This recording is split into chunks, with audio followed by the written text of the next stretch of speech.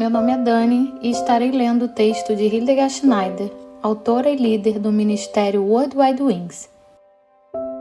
O tema de hoje é No Vale da Decisão, parte 4. Abordamos no último episódio que Hassatan roubou da casa de Judá os tesouros que lhe foram dados, como a filiação, a glória, os estatutos, legislação e adoração.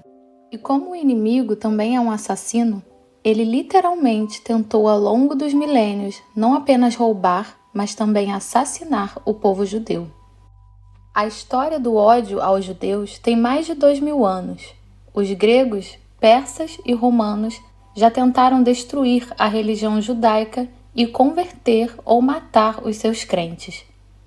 A lista de ataques que visam exterminar os judeus é longa e pode ser encontrada na narrativa bíblica. Gostaria de me concentrar aqui apenas num trágico clímax da histeria antissemita na Europa e especialmente na Alemanha, que marcou a época do nacionalsocialismo com o Holocausto. Os discursos violentos do reformador Martinho Lutero por volta de 1540, nas quais ele descreveu os judeus como uma nação de mentirosos e apelou ao seu extermínio, tiveram uma enorme influência no antissemitismo posterior. Abre aspas, uma coisa tão desesperada, maligna, envenenada e diabólica é o que esses judeus são, sendo estes 1400 anos a nossa praga, pestilência e todo o infortúnio. Fecha aspas. Além disso, Lutero acreditava que os judeus eram essencialmente parasitas e conspiradores. Ele pediu que suas sinagogas, escolas, casas, propriedades e escritos fossem destruídos, acrescentando, abre aspas, se eu pudesse, os perfuraria com a espada na minha raiva, fecha aspas. Mais tarde, Hitler usou os escritos de Lutero como modelo para o Holocausto. Para os nazistas, os judeus eram o principal inimigo da raça ariana. Eles declararam uma raça separada e presumiram que eles tinham uma influência prejudicial na qualidade da raça ariana, portanto, deveriam ser destruídos. E o discurso conhecido como A Noite dos Cristais, Kristallnacht em alemão, de 9 a 10 de novembro de 1938, coincidiu com o aniversário de Lutero, em 10 de novembro. A partir disso, você pode reconhecer facilmente as frequências dos poderes espirituais. Numa longa linha do tempo do antissemitismo, a última entrada é a seguinte, reproduzida aqui numa tradução alemã. Na manhã de 7 de outubro, por volta das 6h30, terroristas do Hamas destruíram a cerca da fronteira entre Israel e Gaza e aproximadamente 2.500 terroristas iniciaram o massacre de vários kibbutzim, bases militares e um festival de música ao ar livre. Somente o número de visitantes do evento foi estimado em 3.000. Numa manhã, 1.400 pessoas foram assassinadas e mais de 243 reféns foram levados para Gaza. Isto levou à atual guerra entre Israel e o Hamas. O objetivo declarado do Hamas, do Irã e de outros estados aliados por trás dele é a completa destruição e extermínio dos judeus. Não se trata de uma guerra com expansão territorial, mas sim da aniquilação total dos judeus. E quem está por trás disso? É o próprio Hassatan. E essa é a verdadeira batalha que Israel tem que travar. O Hamas, o Irã e os estados aliados da aliança são apenas os capangas brutais e impiedosos do Hassatan. Durante o massacre de 7 de outubro, os terroristas do Hamas mataram judeus indiscriminadamente, filmando mesmo estas cenas assassinas e enviando-as orgulhosamente aos seus familiares, que glorificaram estes atos.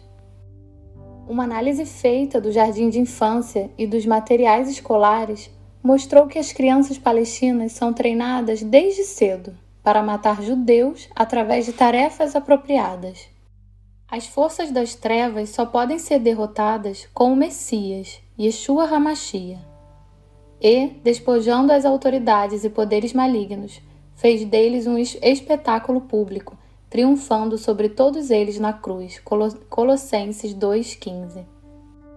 Isto é, a vitória triunfante sobre estas forças satânicas só pode ser alcançada através de Yeshua HaMashiach. E o que podemos fazer agora? Ore para que os judeus, especialmente o governo, os soldados judeus, recebam uma revelação sobre o seu Messias para ajudá-los a vencer esta batalha satânica. Você quer se juntar ao exército de orações? O único propósito da oração é orar para que os judeus reconheçam o seu Messias. Este apelo está ligado a uma rede de oração que criei anos atrás, chamada Patrocinadores de Oração para as Sinagogas, cujo único objetivo de oração era a salvação dos judeus.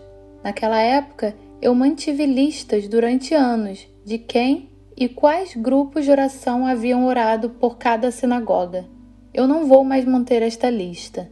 Qualquer pessoa que se sinta abordada no Espírito pode orar conosco agora. Esta batalha escatológica já começou e levará à grande tribulação, onde os aliados humanos de Hassatã irão contra os crentes em todo o mundo e ocorrerão as decapitações anunciadas no Apocalipse. Se você ainda acredita que será tirado de tudo em um arrebatamento, então finalmente acorde e prepare-se para o cenário do fim dos tempos. E se você acredita que apenas Israel terá que passar pela grande tribulação e você será arrebatado, então você está acreditando em outra proclamação antissemita. Ao longo dos milênios, Hassatã roubou e assassinou os judeus, e uma e outra vez através dos cristãos e dos seus pais da igreja. E agora o inimigo trouxe uma nova variante entre os crentes, ou seja, que os judeus não são realmente judeus. Ele rouba-lhes a identidade judaica. O inimigo, que agora está agindo de forma tão impiedosa e cruel contra os judeus, sabe muito bem que eles são judeus. Quando os crentes das nações acreditam que os judeus não são realmente judeus, então é claro que eles os deixam em paz e em apuros. Este é mesmo o espírito de um Moshe ou de um Rav Shaul? O povo de Israel murmurou continuamente e pecou ao criar o bezerro de ouro. E o que Moisés disse sobre isso? Ele foi um defensor de seu povo e motivado apenas pelo desejo da salvação, renunciando à perspectiva de se tornar um novo povo agradável a Yah. A palavra que Elohim lhe havia falado, mas eu farei de você uma grande nação. O amigo de Elohim nem sequer leva em conta isso. Pelo contrário, ele está preparado para assumir não só a culpa do seu povo, mas também todas as suas consequências. Quando ele retorna à montanha após a destruição do bezerro de ouro para pedir novamente a salvação de Israel, ele diz a Yah: agora, portanto, eu rogo a tua misericórdia para que lhe perdoes o pecado, caso contrário, risca-me, rogo-te do teu livro sagrado que escreveste. Êxodo 32:32. Rav Shaul também escreveu com este espírito aos crentes em Roma: porquanto eu mesmo desejaria ser amaldiçoado e separado do Messias por amor de meus irmãos, que são meus parentes segundo a carne. Romanos 9:3. A coisa mais preciosa que Moshe e Rav Shaul tinham era a salvação, a entrada no livro da vida. Eles estavam prontos para desistir.